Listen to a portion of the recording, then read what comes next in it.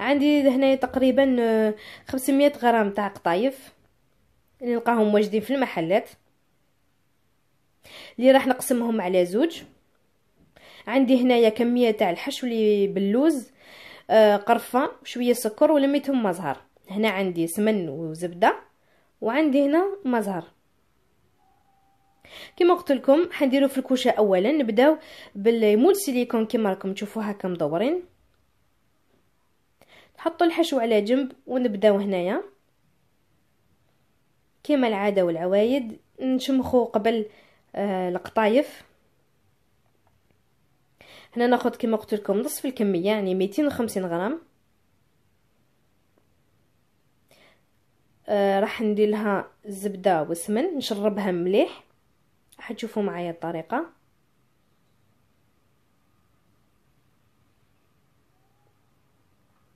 وتكونوا سخنتوا الكوشه تاعكم على 170 درجه. القطايف باش يطيبوا كامل ملاح، يعني باش ما يقعدلكمش خضر الداخل، لازم يطيبوا على درجه حراره متوسطه. هنا نحلوهم شويه ونبداو نديروا الزيت، عفوا الزبده والسمن. ذوبت الزبده والسمن، وهنا نرش بشويه مزهر. ما تكتروش المزهر على خاطرش القطايف يولوا عجين، يعني يتشمخوا كامل ويتعجنوا، غير شويه برك. ونبداو هنايا كما راكم تشوفوا نحلو بصبعتينا. وكل ما نشوفوا يعني قطايف هكا شويه ناشفين لازم نشمخوهم مليح، يعني بالخليط تاع الزبده والسمن، ونحكهم مليح هكا ما بين يدينا، يعني باش يتشربوا. لازم تتاكدوا انهم كامل متشربين بالزبده والسمن. كل مره هكذا نفتحوهم.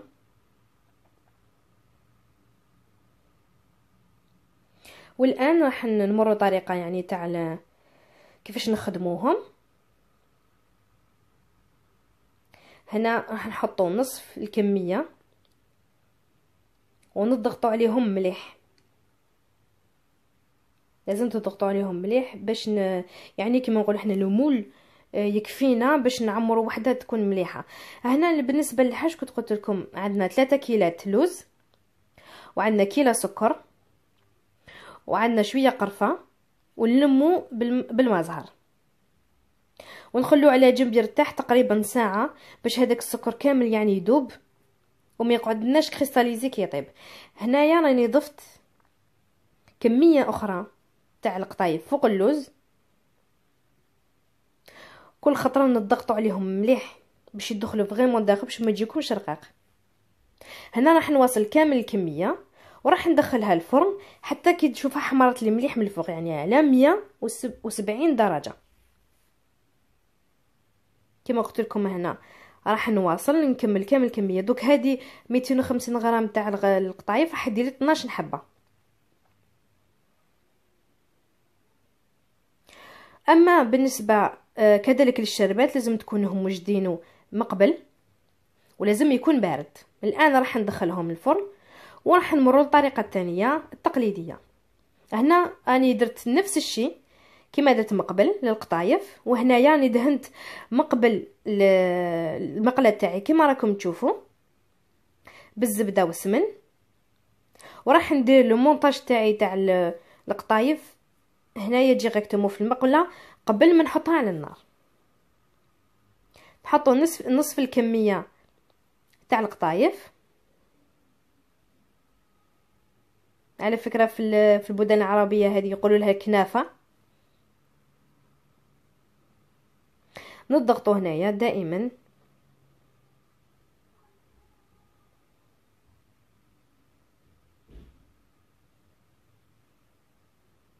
ولازم يعني حاولوا انها تكون نفس لو ميم نيفو، يعني ما تكونش جهه طالعه وجهه هابطه. والان نديروا الحشو وكما تحبوا ديروا جوز، تحبوا لوز، اللي عندكم يعني تقدروا ديروها.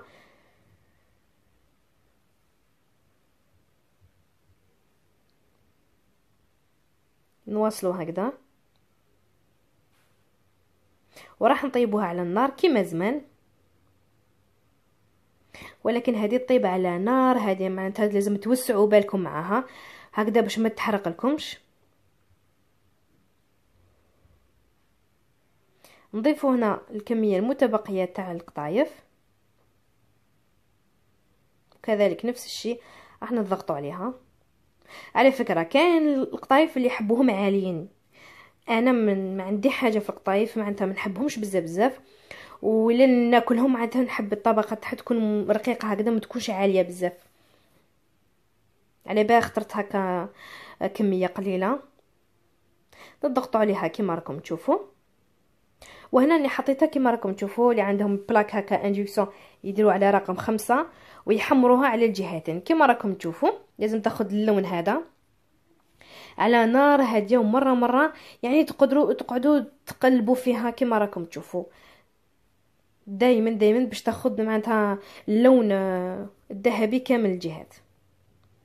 هنا اللي خرجت كيما راكم تشوفوا القطايف لازم ياخذوا هذا اللون، ومام لتحت لازم تقلبوهم باش تشوفوا يعني يكونوا لون ذهبي. والشربات تاعنا راح تلقاو يعني لاغوسيت تاعو في اول الفيديو. هاد الخطره خليتكم في اول فيديو كيما طلبوني بعض الاخوات. نشربوهم مليح وخلوهم، على فكره كي تشربوهم راح يزيدوا يطلعوا ينتفخوا. ونشربوا كذلك تاع القطايف تاع المقله. وكما راكم تشوفوا انا هنا زينتهم بهذه الطريقه، وطريقه تزيين تقعد ليكم نتوما. نتمنى تعجبكم وتجربوها. لا تنسوا الاشتراك في القناه، ادعموها وبارطاجيو كذلك. والسلام عليكم ورحمه الله تعالى وبركاته.